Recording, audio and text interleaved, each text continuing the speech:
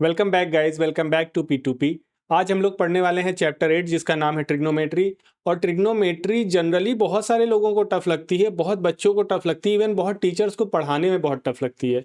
लेकिन trigonometry tough नहीं है। रीज़न ये है कि बेसिक्स क्लियर नहीं है। बेसिक्स अगर बहुत अच्छे से क्लियर हो जाएं, बेसिक का मतलब है कि कौन सी साइड परपेंडिकुलर है, कौन सी साइड बेस कहलाती है, कौन सी साइड हाइपोटेनियस कहलाती है, यही बहुत सारे बच्चों को क्लियर नहीं होता है क्योंकि उनको बेसिक्स बताए ही नहीं गए हैं। तो आज हम लोग बहुत बेसिक से पढ़ेंगे क्योंकि ट्रिग्नोमेट्री का एक एक्सरसाइज है जो कि 8.3 है, वो थोड़ा सा बच्चों को टफ लग सकता है। ठीक है, तो हम लोग अगर उसको बेसिक पे पढ़ के रखेंगे ना तो बहुत टफ नहीं लगेगा। हमको सिर्फ प्रैक्टिस करना है। देखो, मैथ्स पूरा प्रैक्टिस का खेल है, उसमें बहुत ज्यादा परेशान होने की बात नहीं है। हम उसको कई बार भी पढ़ सकते हैं। ठीक है, तो परेशान नहीं होना। हम लोग क्या करते हैं, पूरा बेसिक से पढ़ते हैं और बेसिक जब क्लियर हो जाएंगे तब हम लोग एक्सरसाइज की तरफ चलेंगे। ठीक है, तो चलो देखो, हम लोग आज पढ़ने वाले हैं ट्रिग्नोमेट्री। ट्रिग्नोमेट्री का सारा रिलेशन है ट्रायंगल से। सारा का सारा रिलेशन किस चीज से है? ट्रायंगल से। ठीक है, तो अगर हमको ट्रायंगल्स आते हैं या ट्रायंगल समझना आता है तो हमें ट्रिग्नोमेट्री समझने में बहुत ज्यादा दिक्कत नहीं होने वाली। क्या है ट्रिग्नोमेट्री, किससे रिलेटेड है? ट्रायंगल से। अब थोड़ा सा हम पहले देखते हैं कि ट्रायंगल्स में क्या होता है। देखो, ट्रायंगल्स में 3 साइड्स होती हैं, है ना, ए बी सी। और हमने पढ़ा है ट्रायंगल्स भी कई टाइप के होते हैं, जैसे कि आइसोस्केलस ट्रायंगल, है ना। इसको आइसोस्केलस ट्रायंगल मतलब जिसकी 2 साइड्स इक्वल होती हैं, है ना, 2 साइड्स इक्वल, ये हम ऑलरेडी पढ़ चुके हैं। फिर एक होता है इक्विलैटरल। इक्विलैटरल में क्या होता है? सारी sides, all sides are equal, है ना। फिर एक होता है right angle triangle. Right angle triangle, ठीक है ना, राइट एंगल ट्रायंगल। तो ट्रिग्नोमेट्री में सारी बात होती है राइट एंगल ट्रायंगल की। समझ गए? अभी जो हमको पढ़ना है, 10th क्लास में जो पढ़ना है वो हमें राइट एंगल ट्रायंगल से पढ़ना है। 11th 12th में भी ट्रिग्नोमेट्री आएगी, उसमें आपको अलग तरीके से पढ़ना पड़ेगा, उसमें सारे टाइप के ट्रायंगल्स पढ़ने पड़ेंगे। लेकिन अभी जो हमें 10th में पढ़ना है वो सिर्फ क्या पढ़ना है? राइट एंगल ट्रायंगल के थ्रू ट्रिग्नोमेट्री पढ़नी है। ठीक है, तो देखते हैं राइट एंगल ट्रायंगल क्या होता है। पहले देखो, राइट एंगल ट्रायंगल हम पहले पढ़ चुके हैं। राइट एंगल्ड ट्रायंगल किसको कहते हैं? जिसमें वन एंगल, कोई भी एक एंगल, वन एंगल जो होगा वो कितने का होगा? 90 डिग्री का, है ना। और उसको हम कैसे रिप्रेजेंट करते हैं? ऐसे, ठीक है ना। 90 डिग्री का एक एंगल जहां पे होगा, ये जैसे 90 डिग्री है, इस ट्रायंगल को हम बोलेंगे राइट एंगल ट्रायंगल। ठीक है ना, हमेशा याद रखना, राइट एंगल ट्रायंगल। इसमें 3 साइड्स होती हैं, हर ट्रायंगल में 3 साइड्स होती हैं। तो 3 साइड्स में इसकी 3 साइड्स को, एक को क्या कहते हैं? परपेंडिकुलर, सेकंड को क्या कहते हैं? बेस, और थर्ड को क्या कहते हैं? हाइपोटेनियस। ठीक है, सारा कंफ्यूजन जब होता है ना, सारा कंफ्यूजन जो ट्रिग्नोमेट्री में बच्चों को होता है वो होता है कि परपेंडिकुलर कौन सा है, बेस कौन सा है, और हाइपोटेनियस कौन सा है। सारा का सारा कंफ्यूजन यहीं पे होता है। तो हम इसको बहुत अच्छे से क्लियर करेंगे कि परपेंडिकुलर किसको कहते हैं, बेस किसको कहते हैं, हाइपोटेनियस किसको कहते हैं। ठीक है, तो हाइपोटेनियस की तो सबसे बेसिक डिफिनीशन है कि longest side of triangle, longest side of the triangle को क्या कहेंगे? हाइपोटेनियस। ठीक है ना, तो हाइपोटेनियस में तो कोई कंफ्यूजन ही नहीं है। अब मैं कोई ट्रायंगल बनाता हूं, एक में बोल देता हूं 5 4, एक में बोल देता हूं 8, तो लॉन्गेस्ट साइड कौन सी हुई? 8, तो ये वाला क्या हो जाएगा? हाइपोटेनियस। समझ में आया? अब परपेंडिकुलर और बेस कैसे डिफाइन करेंगे? कई टीचर्स क्या कहते हैं कि ये जो वर्टिकल है, वर्टिकल मतलब ये जो ए बी है, इसको कह देते हैं कि परपेंडिकुलर होता है, और ये कह देते हैं कि ये बेस होता है।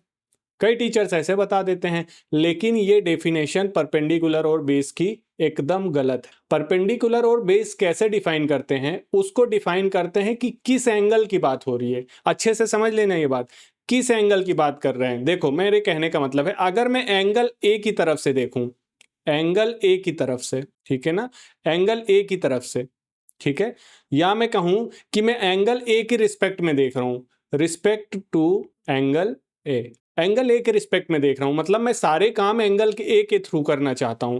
तो जब मैं एंगल ए के थ्रू करना चाहूंगा तो देखो, एंगल ए किससे मिलके बना है? एंगल ए मिलके बना है एक इस साइड से और एक इस साइड से। समझ में आ रहा है? मैं दिखाता हूं, एक इस साइड से बना है मिलके और एक इस साइड से मिलके बना है। ठीक है ना, तो इन दोनों साइड के अलावा जो थर्ड साइड होगी, ठीक है ना, थर्ड साइड, उसको बोलेंगे हमेशा परपेंडिकुलर। समझ में आया? कंफ्यूजन नहीं रखना। जिन 2 साइड से एंगल मिलके बना है जिन दो साइड से, उसके अलावा जो थर्ड साइड है उसको बोलेंगे परपेंडिकुलर। या इसी को लिख के कैसे बोलेंगे, the side which is not involve in making that angle, है ना। The side which is not involve in making that angle, मतलब वो साइड जो उस एंगल को बनाने में इन्वॉल्व नहीं है। ये दोनों तो बनाने में इन्वॉल्व है, तो क्या हो जाएगा, ये दोनों नहीं रहेंगी। यहां अगर एंगल ए की बात करूंगा मैं, जब एंगल ए की बात करूंगा तो क्या होगा बताओ, परपेंडिकुलर हो जाएगा बी सी। आ गई बात समझ में। तो हमेशा वर्टिकल परपेंडिकुलर नहीं होता है, परपेंडिकुलर को हम एंगल के हिसाब से देखते हैं। अब बेस कैसे होगा, देखो बेस कैसे होगा। अब ये तो हो गया परपेंडिकुलर, जब हम एंगल ए के हिसाब से बात कर रहे हैं, ये परपेंडिकुलर हो गया। अब हमारे पास दो साइड बची, एक ए बी बची और एक ए सी बची। अब इन दो में से एक तो लॉन्गेस्ट साइड होगी, सही बात है, एक लॉन्गेस्ट साइड होगी और एक क्या होगी, उससे छोटी होगी। तो लॉन्गेस्ट साइड तो हाइपोटेनियस हो जाएगी, तो जो बची वाली छोटी साइड होगी वो क्या हो जाएगी, बेस, है ना। या इसी को लिखें अदर देन हाइपोटेनियस। आपका भी कंफ्यूजन तो नहीं होगा, अदर देन हाइपोटेनियस, ठीक है ना। तो बेस कैसे डिफाइन करते हैं, परपेंडिकुलर कैसे डिफाइन करते हैं और हाइपोटेनियस कैसे डिफाइन करते हैं, ये आप याद रखोगे तो कभी कंफ्यूजन नहीं होगा। इसका मतलब है कि एंगल के हिसाब से परपेंडिकुलर हमारा चेंज हो जाएगा। मान लेते हैं कि एंगल ए है, ये एंगल बी है और ये एंगल सी है, तो ये 90 डिग्री है ना, ये 90 डिग्री है। तो अगर एंगल सी की बात करूंगा, एंगल सी की, तो एंगल सी किससे बन रहा है, इससे और इससे, तो उसके लिए परपेंडिकुलर ए बी होगा। समझ में आया, एंगल सी के लिए परपेंडिकुलर ए बी होगा, क्योंकि जो दो साइड उसको बना रही हैं उसके अलावा जो थर्ड साइड है वो कौन सी है, ए बी। अब ए सी लॉन्गेस्ट साइड है तो ये तो हो गई हाइपोटेनियस, तो अपने आप ये बेस हो गया और ये परपेंडिकुलर हो गया। आगे समझ में। तो जनरली जब मैं पढ़ाऊंगा तो परपेंडिकुलर को मैं P से लिखूंगा, बेस को मैं B से लिखूंगा और हाइपोटेनियस को H से लिखूंगा। आई होप कि आपको समझ में आया होगा, ठीक है। अब पढ़ते हैं पाइथागोरस थ्योरम। देखो पाइथागोरस थ्योरम क्या कहता है, पहली बात, पाइथागोरस थ्योरम हर ट्रायंगल में अप्लाई नहीं होता है। पाइथागोरस थ्योरम सिर्फ अप्लाई होता है कौन से ट्रायंगल में, राइट एंगल्ड ट्रायंगल में, हमेशा सिर्फ राइट एंगल ट्रायंगल में अप्लाई होगा। तो मान लीजिए कि ये ए बी सी एक ट्रायंगल है, तो इसमें एक परपेंडिकुलर है, अभी मैं इसको परपेंडिकुलर ले रहा हूं, एक बेस है और एक क्या होगा, हाइपोटेनियस। तो ये क्या कहता है कि hypotenuse square is equals to होता है परपेंडिकुलर का स्क्वायर प्लस बेस का स्क्वायर। ये बहुत इंपॉर्टेंट रिजल्ट है, ये आपको ऑलमोस्ट हर क्वेश्चन में यूज करना पड़ेगा, ऑलमोस्ट कह रहा हूं हर क्वेश्चन में यूज करना पड़ेगा, ठीक है ना। मतलब क्या कहता है ये कि ये हाइपोटेनियस का जो स्क्वायर है वो किसके इक्वल में है, परपेंडिकुलर का स्क्वायर प्लस बेस का स्क्वायर। अब इसका क्या मतलब है कि अगर मुझे कोई भी दो साइड पता है, कोई भी दो साइड, तो मैं थर्ड साइड इस रिलेशन से निकाल सकता हूं। अगर मुझे ये और ये पता है तो मैं इनका एडिशन करके स्क्वायर का थर्ड साइड निकाल सकता हूं। तो हमेशा पाइथागोरस थ्योरम कब यूज होगी, जब मुझे थर्ड साइड चाहिए होगी जनरली। तो इसीलिए ऑलमोस्ट हर क्वेश्चन में क्या होगा कि यूज होगा आपके पाइथागोरस थ्योरम का, ठीक है। तो पाइथागोरस थ्योरम याद रखना हमेशा, hypotenuse square is equals to perpendicular का स्क्वायर प्लस बेस का स्क्वायर, ठीक है। अब पढ़ते हैं ट्रिग्नोमेट्रिक रेशियोज। ट्रिग्नोमेट्रिक रेशियोज क्या होते हैं, ट्रिग्नोमेट्रिक रेशियोज होते हैं जब हम एक राइट एंगल ट्रायंगल को लेते हैं जो कि राइट एंगल बी पे है, मतलब यहाँ पे 90 डिग्री है। तो ट्रिग्नोमेट्रिक रेशियो क्या होते हैं कि साइड्स के रेशियो को हम डिफाइन करते हैं ट्रिग्नोमेट्रिक रेशियोज के नाम से और उसका कुछ नाम दे देते हैं, ठीक है। ट्रिग्नोमेट्रिक रेशियो साइड के रेशियो होते हैं और उसका कुछ नाम देते हैं। पहले बात हम इस ट्रायंगल में देखते हैं, इस ट्रायंगल में इस एंगल की बात करूंगा मैं, थीटा एंगल को किससे रिप्रेजेंट करते हैं, जनरली थीटा से। एंगल को हम जनरली, ये जो चीज होती है इसको बोलते हैं थीटा से, है ना। एंगल को हम रिप्रेजेंट करेंगे थीटा से, है ना। तो थीटा जो है ये वाले एंगल की बात कर रहा हूं मैं, मतलब एंगल सी के पास जो है ना। तो अब ये और ये इन दो साइड से मिलके बन रहा है ये एंगल थीटा, तो इसके हिसाब से परपेंडिकुलर ये होगा। आई बात समझ में। हर बार आपको एंगल के हिसाब से देखना है, हर बार जिस एंगल की बात हो रही है उसके हिसाब से देखना है। तो मैं थीटा की बात करूंगा तो थीटा इससे और इससे मिलके बन रहा है, तो ये हो गया परपेंडिकुलर, ये लॉन्गेस्ट साइड हो गई, तो ये हो गया हाइपोटेनियस और ये हो गया बेस। आया समझ में। तो अब ट्रिग्नोमेट्रिक रेशियोज कितने होते हैं, वो होते हैं 6। 6 कैसे होते हैं, एक होता है साइन थीटा, एक होता है कॉस थीटा, एक होता है टेन थीटा, ठीक है। अब इसी का एक उल्टा होता है, साइन का उल्टा, मैं लिख देता हूं, साइन का अपोजिट, साइन का जस्ट अपोजिट, तो उसको बोलते हैं कॉसेक थीटा, ठीक है ना। ऐसे ही एक कॉस का अपोजिट होता है, कॉस का अपोजिट उसको बोलते हैं सेक थीटा। ऐसे ही एक टेन का अपोजिट होता है, तो टेन का अपोजिट होता है कॉट थीटा, है ना। तो यहां से अगर मैं अलग कर दूं इसको, क्योंकि जस्ट अपोजिट होते हैं, तो आप इन तीन को याद रखोगे ना, तो वो तीन अपने आप आपको याद हो जाएंगे। तो साइन थीटा हमेशा होता है, साइन थीटा, देखो किस एंगल की बात हो रही, थीटा की बात कर रहा हूं मैं, ये थीटा। अब ये थीटा यहां भी हो सकता है, क्वेश्चन में यहां भी हो सकता है, उस हिसाब से परपेंडिकुलर चेंज कर लेना, अभी जब हम क्वेश्चन करेंगे तो समझ में आएगा। देखो साइन थीटा की बात हो रही है, तो sine theta is equal to होता है परपेंडिकुलर अपॉन हाइपोटेनियस। हमेशा याद रखो, साइन थीटा होता है perpendicular upon hypotenuse, P by H। ऐसे कॉस थीटा जो होता है वो होता है बेस अपॉन हाइपोटेनियस। समझ गए, साइन थीटा क्या होगा, perpendicular upon hypotenuse, cos theta क्या होगा, बेस अपॉन हाइपोटेनियस, और टेन थीटा होगा perpendicular upon base, P by B। समझ गए, perpendicular upon hypotenuse, base by hypotenuse, और ये परपेंडिकुलर अपॉन बेस। अब कॉसेक थीटा जस्ट उल्टा है, किसका उल्टा है, देखो कॉसेक थीटा साइन का उल्टा है, तो कॉसेक थीटा हो जाएगा h बाय, मतलब हाइपोटेनियस बाय परपेंडिकुलर। ऐसे ही सेक किसका उल्टा है, कॉस का, तो ये हो जाएगा h बाय बेस, और ये हो जाएगा बेस बाय परपेंडिकुलर। कहने का मतलब अगर ये तीन याद हैं तो ये तीन आपको याद करने की जरूरत नहीं है, याद कर लोगे तो बहुत अच्छा है कि टाइम आपका बचेगा, लेकिन वो इसके जस्ट उल्टा होते हैं। इस ट्रायंगल के हिसाब से बात करें तो परपेंडिकुलर क्या है, AB, और हाइपोटेनियस क्या है, AC। बेस क्या है, BC, और हाइपोटेनियस क्या है, EC। और परपेंडिकुलर क्या है, AB, और बेस क्या है, BC। आगे समझ में। तो ट्रिग्नोमेट्रिक रेशियोज में आप ये वाली चीजें, ये 6 चीजें आपको एकदम रटी हुई होना चाहिए कि क्या होता है, साइन थीटा क्या होता है, कॉस थीटा क्या होता है, ठीक है। आओ अब एक और चीज देखते हैं। देखो हमने पढ़ा था लास्ट चैप्टर में, लास्ट चैप्टर में हमने एक एक्स एक्सिस पढ़ी थी, एक वाई एक्सिस पढ़ी थी, है ना। एक वाई एक्सिस पढ़ी थी, एक एक्स एक्सिस पढ़ी थी। जनरली जनरली जो ऐसे रहता है, मतलब ये जो एक्स एक्सिस की लाइन है और ये वाई एक्सिस की लाइन है, अगर आप इसको ऐसे समझो कि मैं यहाँ जमीन पे खड़ा हूँ, ये मैं कहाँ पे खड़ा हूँ, जमीन पे, तो मेरे जमीन के साथ साथ जो लाइन चल रही है, जो जमीन के साथ साथ लाइन चल रही है, उसको इंग्लिश में बोलते हैं हॉरिजॉन्टल। क्या बोलते हैं, हॉरिजॉन्टल, या इसी को बोलते हैं होराइजन। क्या बोलते हैं, होराइजन। और ये जो हमें जमीन से आसमान की तरफ होती है, इसको बोलते हैं वर्टिकल। क्या बोलते हैं, वर्टिकल। अब इससे मैं थोड़ा सा समझाता हूं आपको। मान लो कि आप नीचे खड़े हो, ठीक है ना। मान लो आप, एक बंदा है वो यहाँ नीचे खड़ा हुआ है, ठीक है, ये नीचे खड़ा है बंदा, ये नीचे खड़ा है, और यहाँ पे एक पतंग उड़ रही है, ठीक है ना, पतंग उड़ रही है, ठीक है, पतंग उड़ रही है कैसे भी। तो इसके लिए हॉरिजॉन्टल क्या होगा, इसकी आंख यहाँ पे है, देखो आंख यहाँ पे है, तो हॉरिजॉन्टल क्या होगा, या इसको होराइजन बोलेंगे, होराइजन। होराइजन कहाँ पे होगा, ये होगा होराइजन। समझ गए। और इसको पतंग देखने के लिए अपनी आंख को उठाना पड़ेगा, पतंग देखने के लिए आंख को उठाना पड़ेगा, तब तो देख पाएगा पतंग को। मतलब ये पहले सामने देख रहा था, मान लो होराइजन, जनरली हम आगे ऐसे सामने देखते हैं, तो सामने देख रहा था, लेकिन पतंग देखने के लिए इसको सामने से हट के किधर देखना पड़ा, यहाँ पे, है ना। सामने से अपनी आंख उठाई और इस लाइन पे देखा, है ना। तो इसको बोलते हैं हम लाइन ऑफ साइट। क्या बोलते हैं, लाइन ऑफ साइट। मतलब मैं जिस लाइन में देख रहा हूं उसको क्या बोलते हैं, लाइन ऑफ साइट।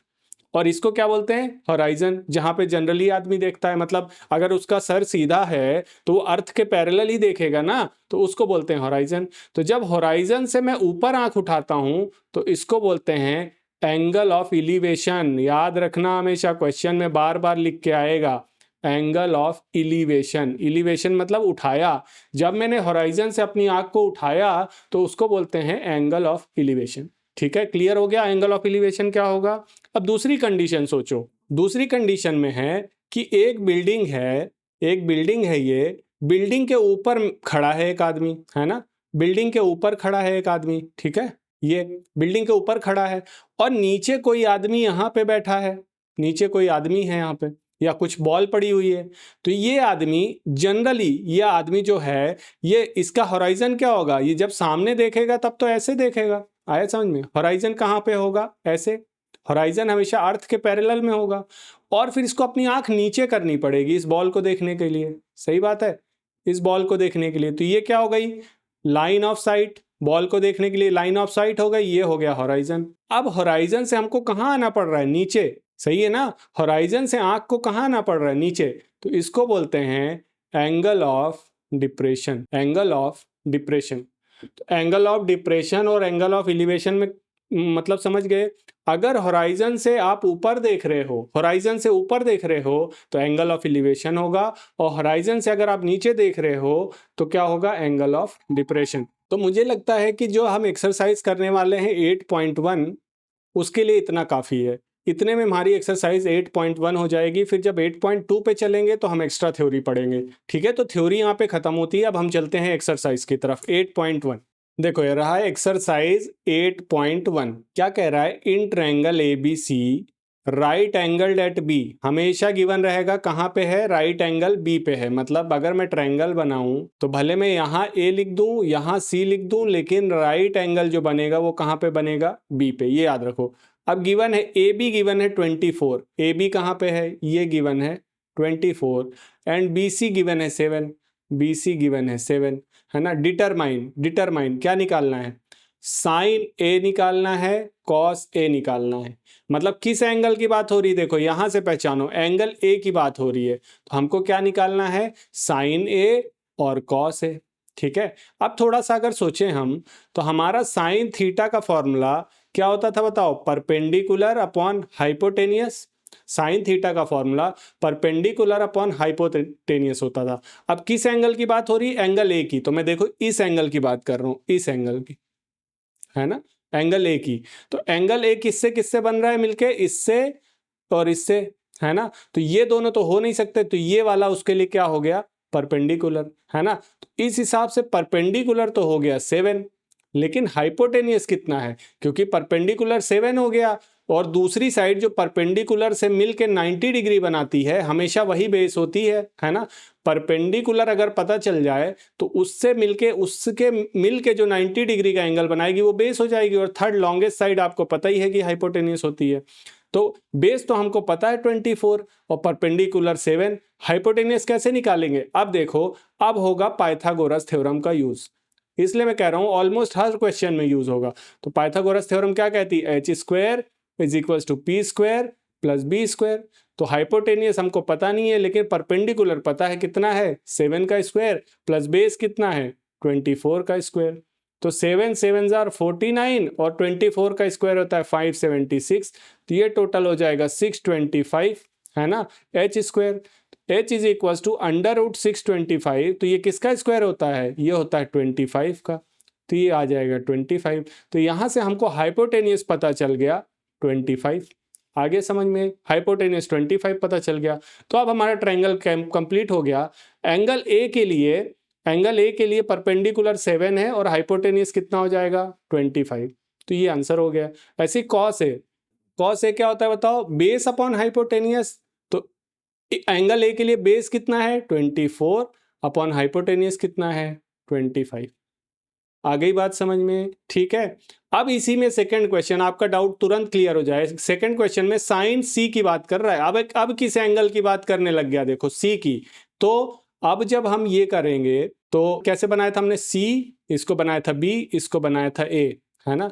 अब हम इसकी बात कर रहे हैं एंगल सी की। जब एंगल सी की बात कर रहे हैं तो इसे इससे मिलके बनाए, तो ये हो जाएगा परपेंडिकुलर इस बार, और ये हो जाएगा बेस, परपेंडिकुलर और बेस, ठीक है।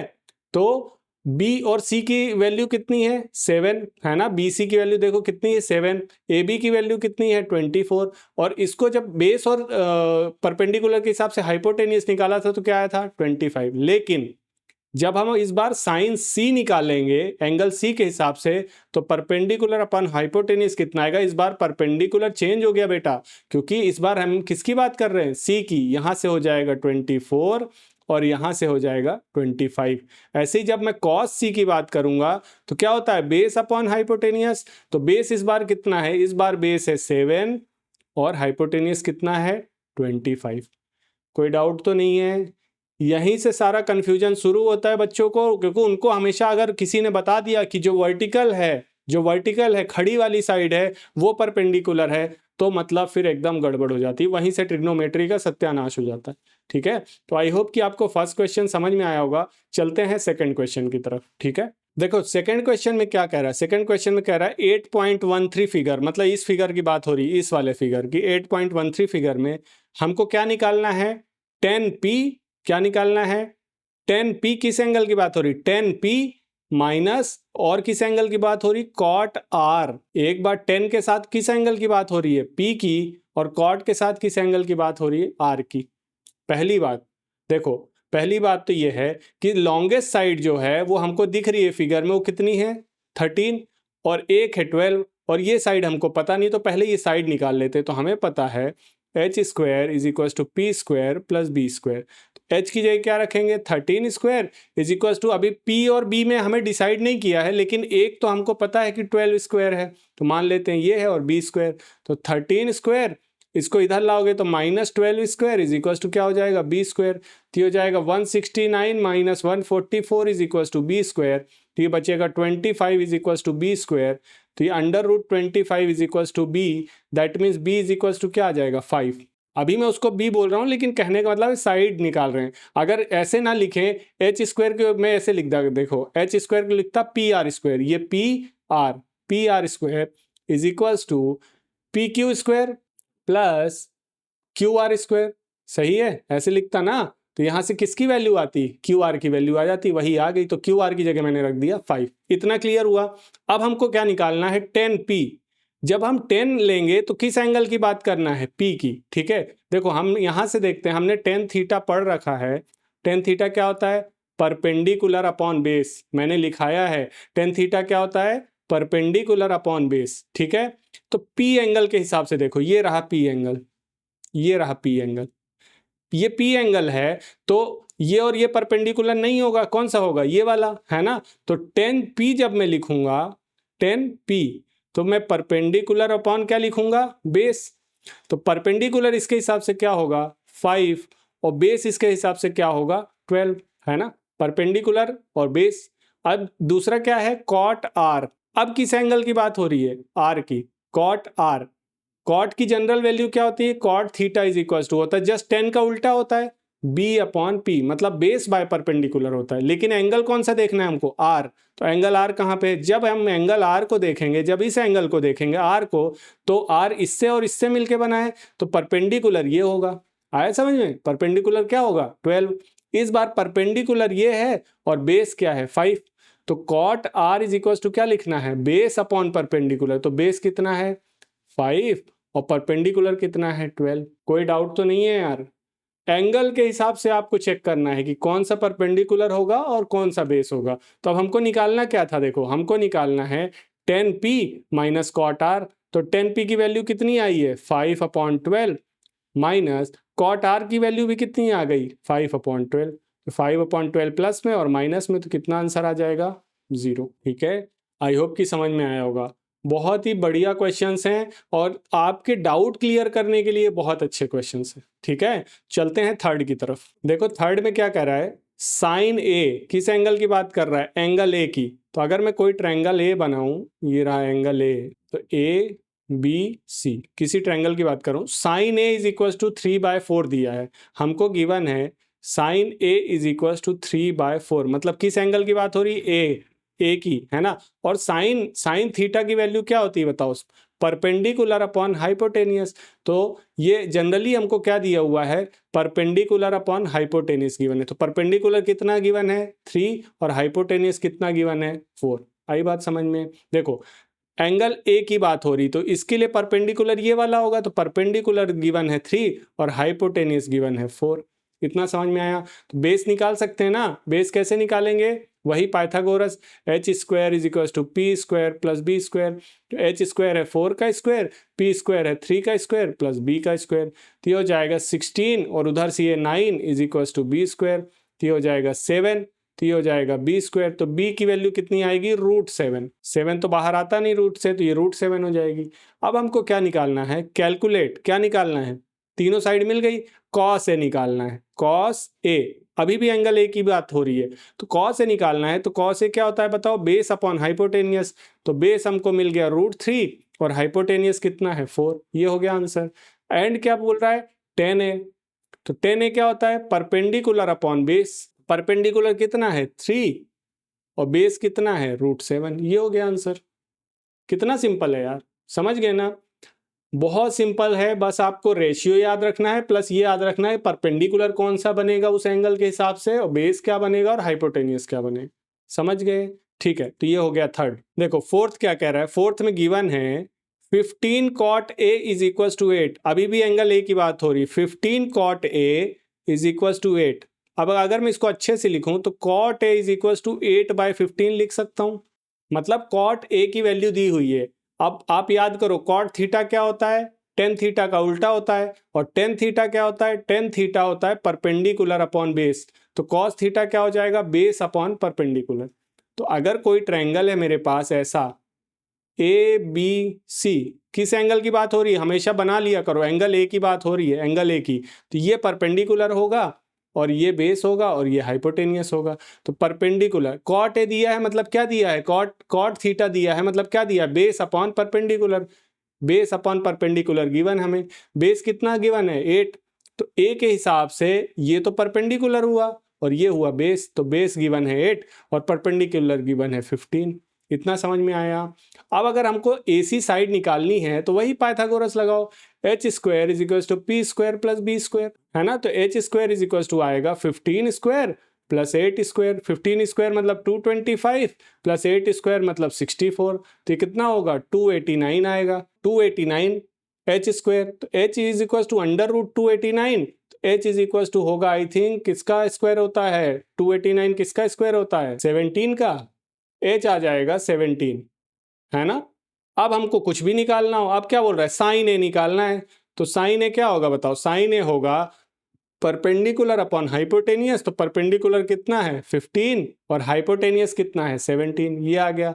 tan ए निकालना है, tan ए नहीं sec ए निकालना है, sec ए होता है cos ए का उल्टा, तो cos ए क्या होता है बताओ, cos थीटा क्या होता है, cos थीटा होता है बेस अपॉन हाइपोटेनियस, तो sec थीटा क्या हो जाएगा हाइपोटेनियस अपॉन बेस, तो यहाँ पे हाइपोटेनियस अपॉन बेस, हाइपोटेनियस कितना है 17 और बेस कितना है 8, ये आ गया आंसर। आया समझ में, ठीक है। आप कोई क्वेश्चन ऐसा होगा जो मैं आपको होमवर्क पे दूंगा, क्योंकि मैंने बहुत अच्छे से चीजें क्लियर कर दी हैं, ठीक है।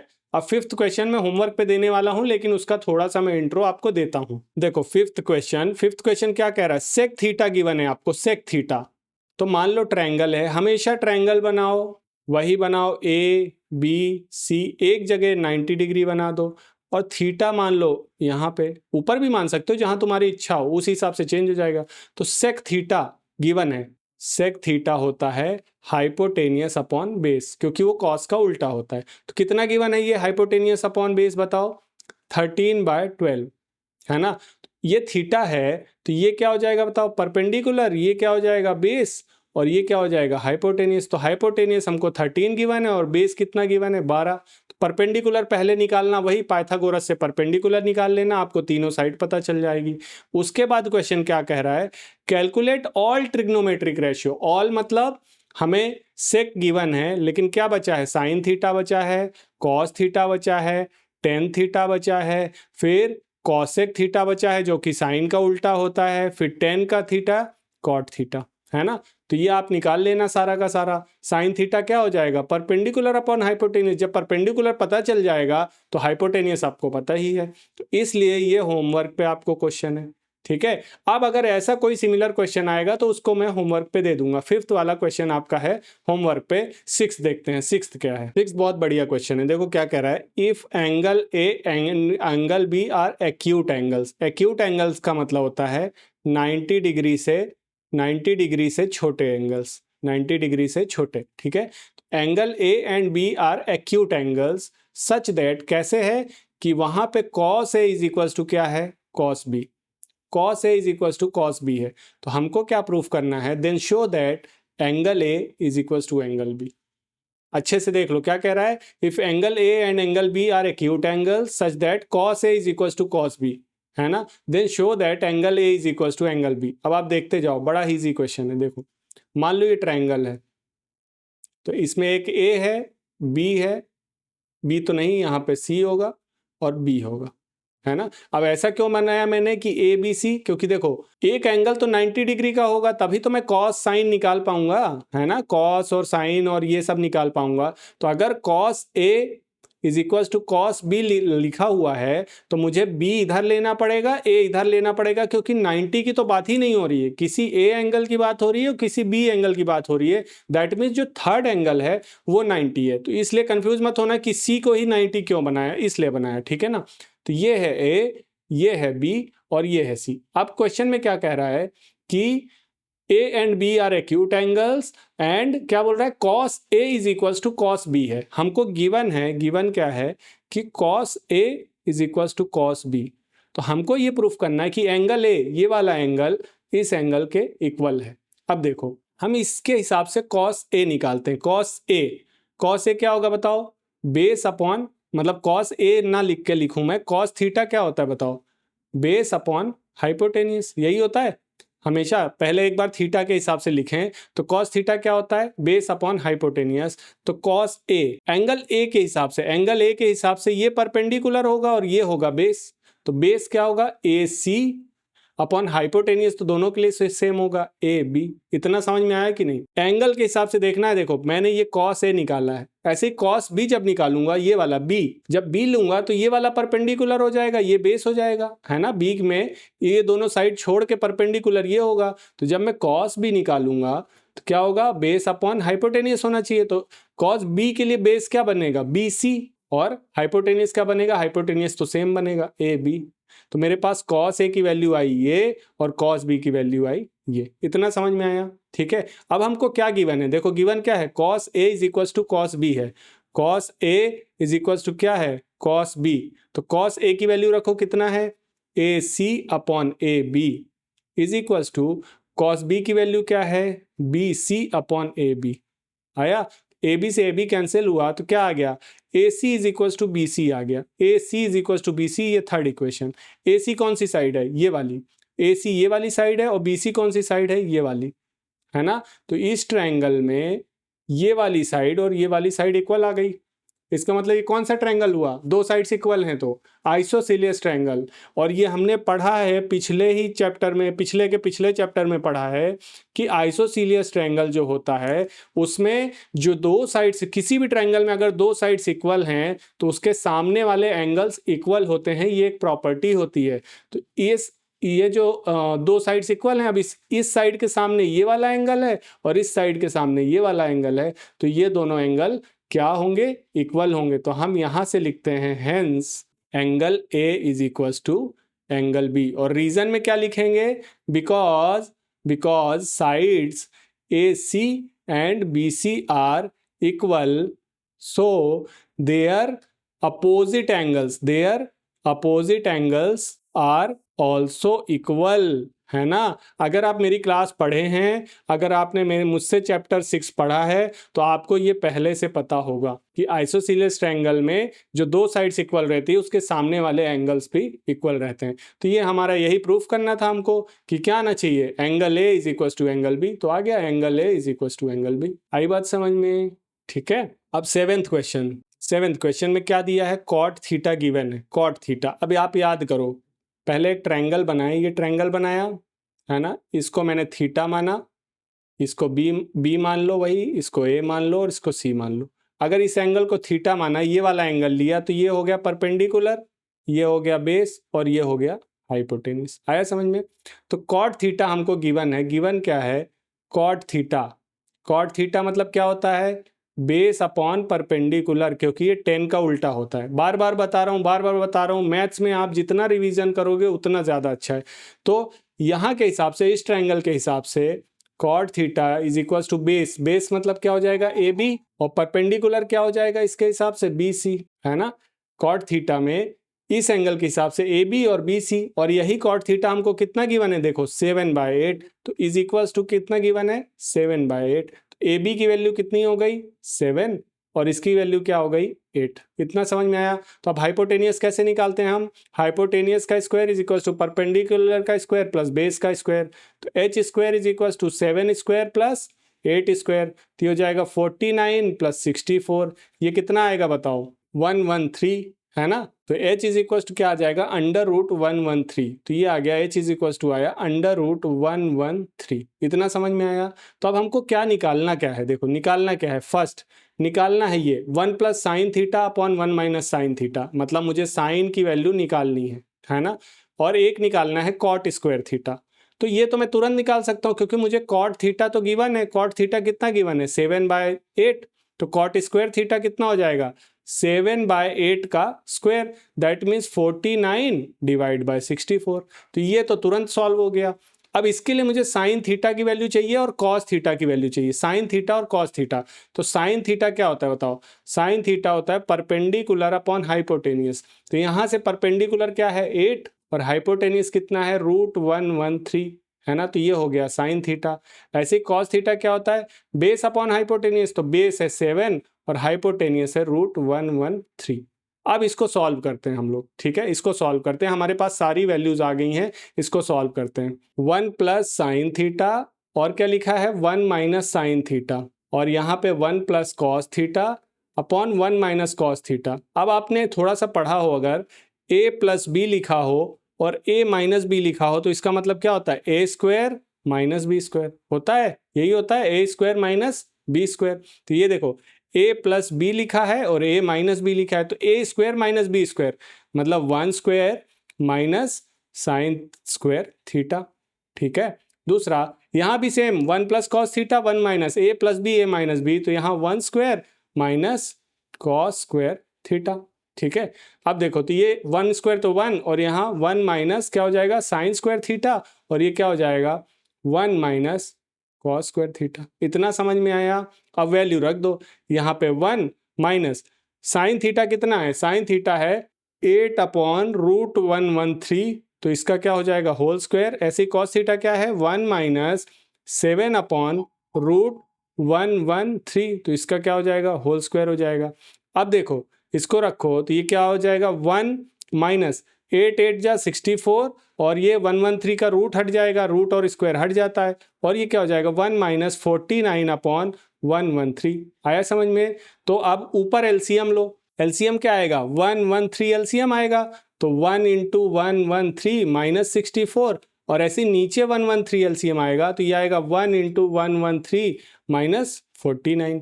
इसको करो, 113 माइनस कितना आएगा? 64 अपॉन 113, और ये होगा 113 माइनस 49 अपॉन 113, तो ये तो कैंसिल हो गया।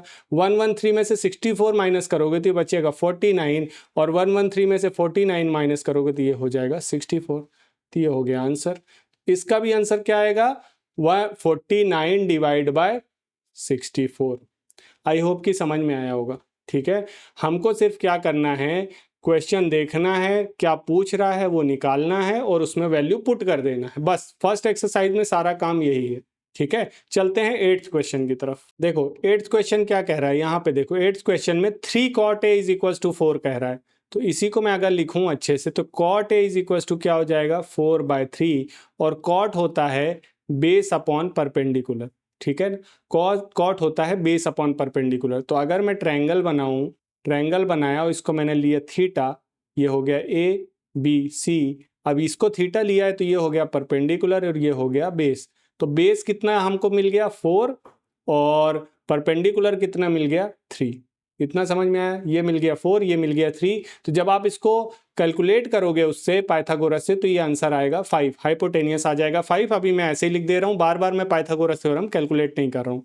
अब हमको निकालना है, क्या चेक करना है? देखो check whether 1 minus 10 square A upon 1 plus 10 square A is equal to आ रहा है इतना, ठीक है। तो हमें पहले 10 चाहिए, है ना, और क्या चाहिए? कॉस चाहिए और साइन भी चाहिए। आया समझ में? एंगल ए की बात हो रही है, यहाँ मैंने थीटा लिख दिया, सॉरी, ये एंगल ए की बात हो रही है, ठीक है। तो 1 माइनस 10 स्क्वायर है, तो 10 तो हमको जस्ट पता है कि जो 10 ए होगा वो उल्टा होगा कॉट ए के, जस्ट उल्टा होगा। तो 10 ए की वैल्यू क्या आ जाएगी? सीधे 10 ए इज इक्वल टू आ जाएगा, ये 4/3 है तो 10 ए क्या हो जाएगा? 3/4। इसमें तो कोई डाउट नहीं, 10a आ गया। और हमको क्या चाहिए, कॉस ए। कॉस ए क्या होता है, बेस अपॉन हाइपोटेनियस। तो कॉस ए क्या हो जाएगा, बेस कितना है 4 और हाइपोटेनियस कितना है 5, तो ये हो गई कॉस ए की वैल्यू। ऐसे ही साइन ए क्या होगा, परपेंडिकुलर अपॉन हाइपोटेनियस, तो परपेंडिकुलर है 3 और हाइपोटेनियस है 5। ये वैल्यू आ गई हमारे पास। अब बस हमको ये चेक करना है। तो देखो क्या चेक करना है, तो हम LHS लेते हैं। जब LHS तो 1 minus 10 square A upon 1 plus 10 square A, value रख दो सिर्फ। तो क्या रखोगे, 1 माइनस 10 की जगह क्या रखोगे, 3/4, तो ये हो जाएगा 3/4 का स्क्वायर। ऐसे 1 प्लस 3/4 का स्क्वायर, तो ये होगा 1 माइनस 9/16। और यहाँ नीचे क्या होगा, 1 प्लस 9/16। यहाँ एलसीएम लोगे 16, तो ये हो जाएगा 16 माइनस 9, और यहाँ एलसीएम जब लोगे तो ये हो जाएगा 16 प्लस 9, है ना। तो ये 16 माइनस 9 कितना बचेगा, 7, 7 डिवाइड बाय 16, और 16 प्लस 9 कितना हो जाएगा, 25 डिवाइड बाय 16। तो ये 16 से 16 कैंसिल, तो 7/25। LHS कितना आया, 7/25। अब हम RHS ले लेते हैं। RHS क्या है, कॉस स्क्वायर ए माइनस साइन स्क्वायर ए। रख दो वैल्यू, कॉस ए की वैल्यू रखोगे 4/5, तो 4/5 का स्क्वायर माइनस साइन स्क्वायर ए की वैल्यू क्या है 3, तो ये हो जाएगा 3/5 का स्क्वायर। करो इसका स्क्वायर, तो हो जाएगा 16/25 माइनस 9/25, तो एलसीएम 25 आएगा, तो ऊपर आएगा 16 माइनस 9, तो ये आ जाएगा 7/25। LHS इज इक्वल टू क्या आ गया, RHS। तो इसने क्या कहा था, check whether this is equal और नॉट, तो हम लिख देंगे yes, LHS is equal to क्या आ जाएगा, RHS। कितने सिंपल क्वेश्चन है यार, सिर्फ आपको वैल्यू निकालना आना चाहिए। मतलब देखो, अगर आपको बेस और परपेंडिकुलर पता है, मतलब कोई भी दो साइड पता है कोई भी, तो आप तीसरी साइड निकाल सकते हो पाइथागोरस थ्योरम से। तीनों साइड पता चल गई तो आप सारे ट्रिग्नोमेट्रिक रेशियो निकाल सकते हो, सारे, और किसी भी एंगल के अलॉन्ग निकाल सकते हो। मतलब एंगल ए के हिसाब से भी निकाल सकते हो, बी के हिसाब से निकाल सकते हो, और एक एंगल तो 90 डिग्री ही रहेगा। आई बात समझ में। तो सारे ट्रिग्नोमेट्रिक रेशियो का मतलब है sine theta, cos theta, tan theta, उल्टा उसका जो भी हो गया cosec theta, sec theta, cot theta. अगर आपको सिर्फ दो साइड पता है, उतने में ये सारा काम आप कर सकते हो। और हर क्वेश्चन में यही हो रहा है कि कोई भी दो साइड आपको दे रहा है और फिर उसके हिसाब से आपसे क्वेश्चन पूछ रहा है। आई बात समझ में। तो 8th क्वेश्चन खत्म होता है, चलते हैं 9th की तरफ। देखो 9th में क्या बोल रहा है, इन ट्रायंगल ABC, एक ट्रायंगल ABC है, राइट एंगल एट बी है। एक ट्रायंगल ABC है, उसने दिया है राइट एंगल एट बी है, खुद दिया है, तो इसको A लिखेंगे, इसको C लिखेंगे। इफ 10A, किस एंगल की बात हो रही है, A एंगल की। इफ 10A, अगर A एंगल की बात हो रही है तो उसके हिसाब से फॉर एंगल A, मैं लिख देता हूं फॉर एंगल A, परपेंडिकुलर कितना हो जाएगा BC, है ना, ये साइड होगी BC, और बेस क्या हो जाएगी AB, और हाइपोटेनियस तो सेम रहेगा AC, है ना। तो फॉर एंगल A लिख दिया मैंने। अब 10A दिया है 1/√3, गिवन क्या है 10A, 10A कितना गिवन है 1/√3। 10 क्या होता है, परपेंडिकुलर अपॉन बेस, तो परपेंडिकुलर कितना गिवन है 1, मतलब BC कितना गिवन है 1, BC गिवन है 1, है ना। और बेस कितना गिवन है √3, बेस मतलब AB किसका गिवन है √3, ये गिवन है √3। इतना समझ में आया, ठीक है। फाइंड द वैल्यू ऑफ, किसकी वैल्यू निकालना है, साइन A कॉस C। थोड़ा सा देख लो, साइन जब लेना है तो एंगल A के हिसाब से लेना है, जब कॉस लेना है तो एंगल किसके हिसाब से, C के हिसाब से लेना है, ठीक है। पहली बात, हमको बेस ये पता है साइड और ये पता है, लेकिन अभी हाइपोटेनियस पता नहीं है। तो hypotenuse square is equal to perpendicular का स्क्वायर, मतलब 1 स्क्वायर प्लस √3 का स्क्वायर।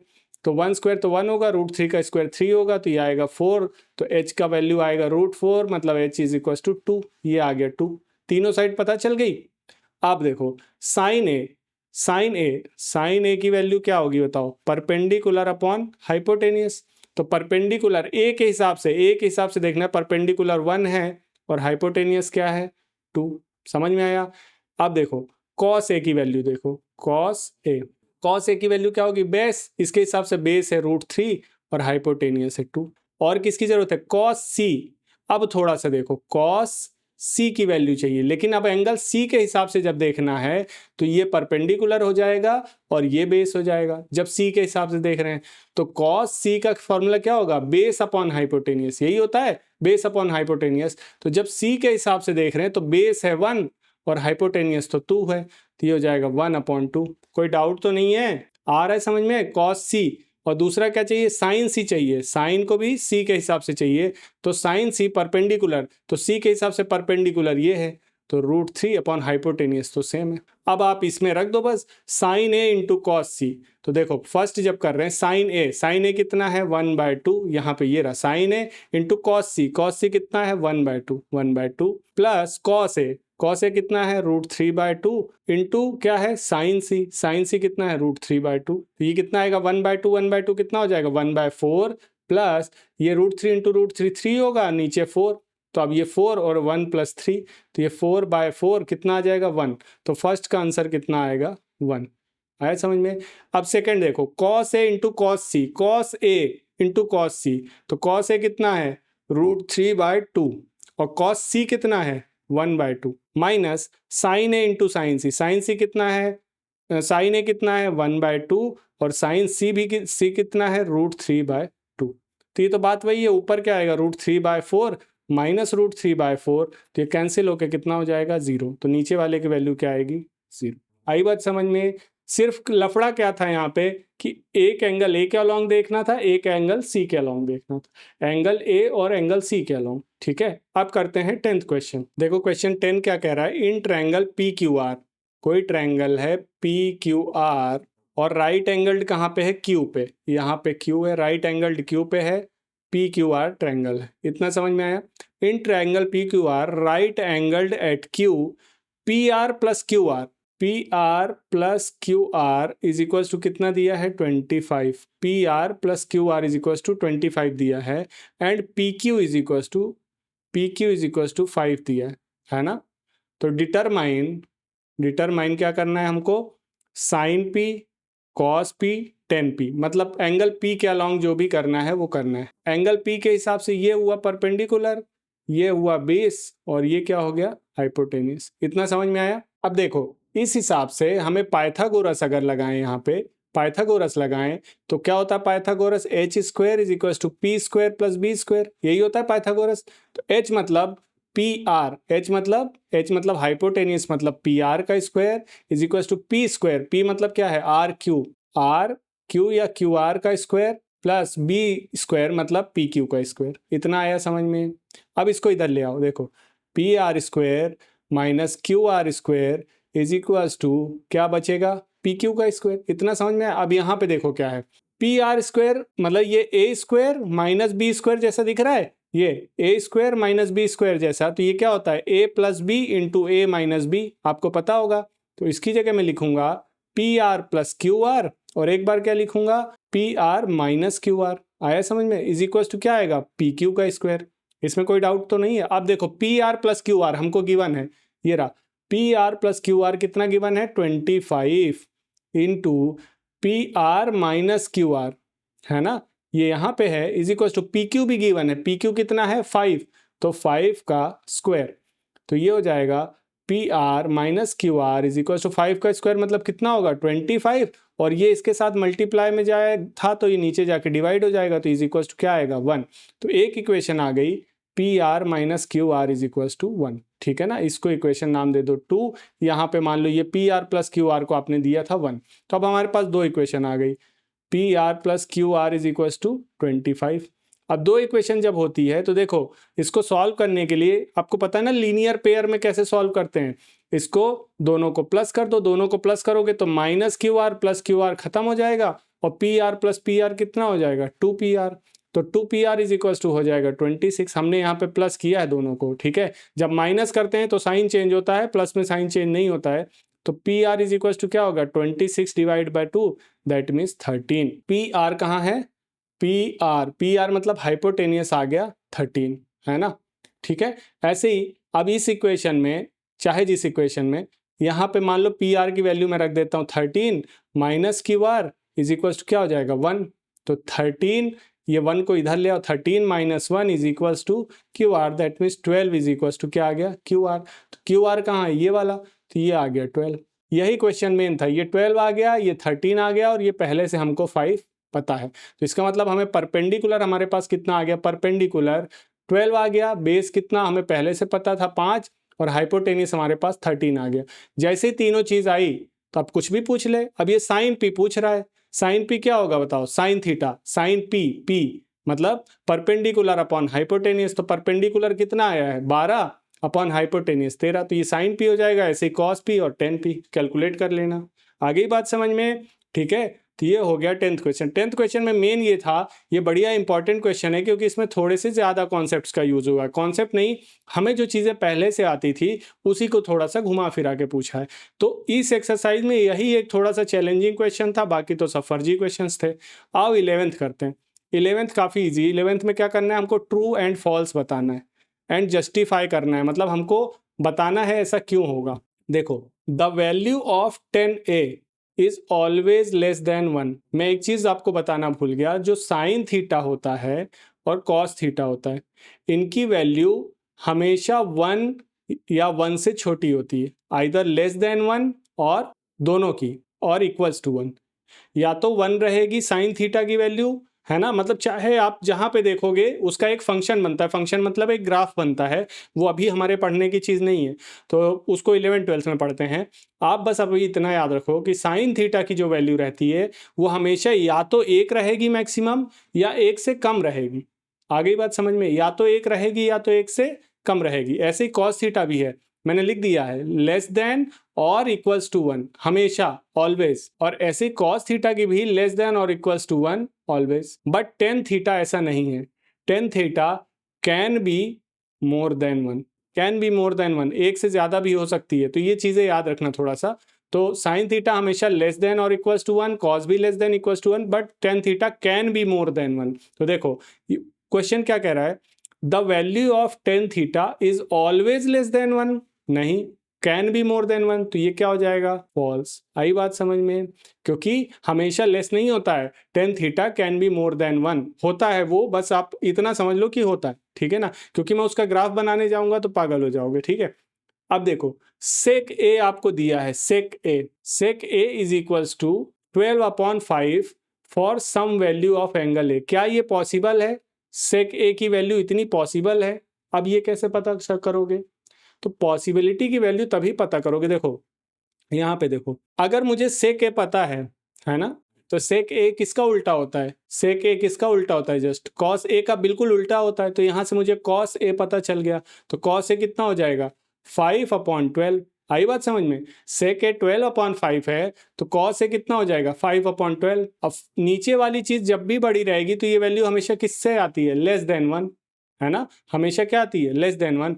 तो कॉस ए की वैल्यू क्या आई, लेस देन 1, जो कि पॉसिबल है, क्योंकि कॉस थीटा हमेशा क्या होता है, या तो लेस देन 1 होता है या इक्वल टू 1 होता है। तो इस वैल्यू के हिसाब से कॉस ए क्या आ रहा है, लेस देन 1, जो कि पॉसिबल है ना। तो इसीलिए हम इसको क्या कह देंगे, ट्रू।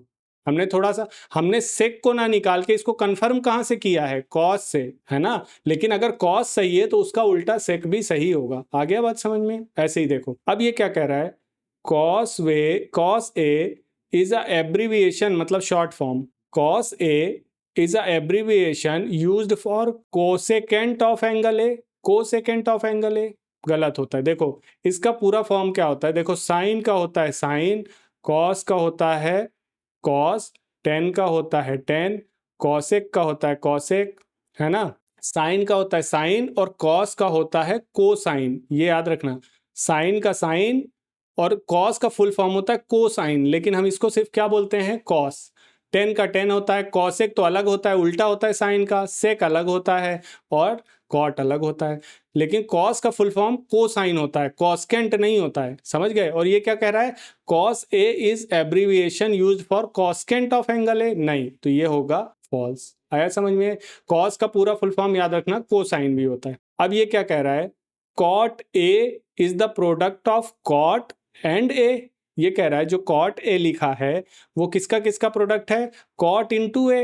नहीं, ऐसा नहीं है, कॉट ए पूरा एक चीज होता है। ये क्या दिखाता है कि कॉट कौन से एंगल की बात कर रहा है, ए एंगल की बात कर रहा है। ये ऐसा नहीं दिखाता है कि कोई कॉट चीज है और कोई ए चीज है जो मल्टीप्लाई हो रही है। हम समझ गए? तो ये भी क्या होगा, फॉल्स होगा। अब sine theta is equal to 4/3 है फॉर सम एंगल थीटा, ये फॉल्स होगा। क्यों होगा बताओ? अगर साइन थीटा 4/3 है तो 4/3 की वैल्यू निकालूंगा तो ये 1 पॉइंट समथिंग समथिंग आएगी। तो साइन थीटा कभी भी एक से ज्यादा हो सकता है क्या? नहीं हो सकता। मैक्सिमम एक हो सकता है, हमेशा उससे कम रहेगा। तो इसके हिसाब से तो साइन थीटा एक से ज्यादा हो गया, तो ये कभी नहीं हो सकता। तो ये क्या रहेगा, फॉल्स। आई बात समझ में? तो हमने बहुत ही बढ़िया तरीके से अच्छे से हमने angle of elevation, angle of depression पढ़ा है, ट्रिग्नोमेट्रिक रेशियोज पढ़े हैं, परपेंडिकुलर और बेस कैसे डिफाइन करते हैं, हाइपोटेनियस कैसे डिफाइन करते हैं, प्लस पाइथागोरस थ्योरम क्या होती है, हमने अच्छे से पढ़ा है और सारे क्वेश्चंस को किया। ठीक है, तो इसको जाके बहुत अच्छे से प्रैक्टिस करना। इसके बाद हम करेंगे एक्सरसाइज 8.2, वो भी थोड़ा इजी है। लेकिन जो 8.3 है, अगर आप अच्छे से प्रैक्टिस नहीं करोगे तो एक्सरसाइज जो 8.3 है वो सडनली आपको लगेगा कि यार ये तो बहुत ज़्यादा टफ है, जबकि ऐसा कुछ है नहीं। ठीक है, तो इसीलिए जब मैं पढ़ा रहा हूँ इसको बढ़िया से प्रैक्टिस कर लेना। तो नेक्स्ट लेक्चर में हम कवर करेंगे एक्सरसाइज 8.2। और अगर आपको मेरे लेक्चर्स अच्छे लगते हैं तो आप सब्सक्राइब कर सकते हो और शेयर भी कर सकते हो अपने दोस्तों के साथ। तब तक के लिए बाय बाय।